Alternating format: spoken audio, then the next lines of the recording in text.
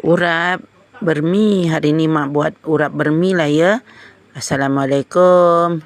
Ini daun bermi yang beberapa hari lepas tu mak siang. Mak siang, mak petik-petik je 2-3. Kalau yang masa rasa panjang tu mak siang lah ya.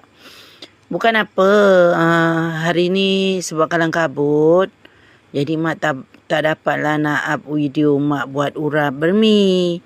Kebetulan ada dayoh.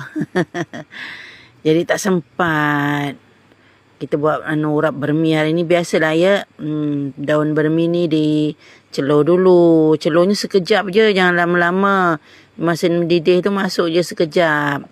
Golek. Lepas tu tapis. Lepas tu rendam dengan air sejuk lah.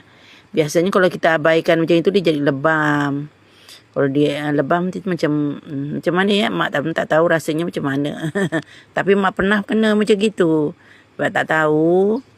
Ini sekarang dah tahulah. Lepas tu buatlah urap macam biasa.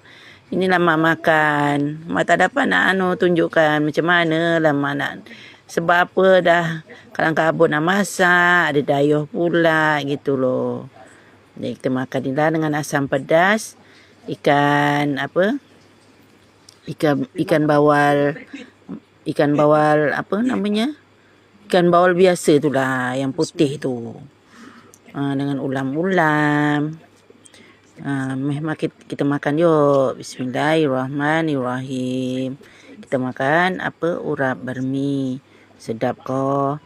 Tapi tak tahulah macam mana komen dayohnya kakak saya lah, kakak emak. Dia datang beraya. Jadi kita bagi makan daun.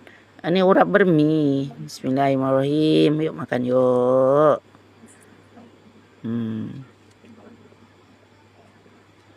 Alhamdulillah, walaupun bukan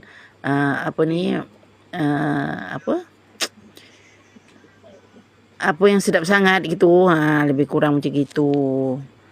Boleh lah. Okey, kita sambung makan yuk. Assalamualaikum.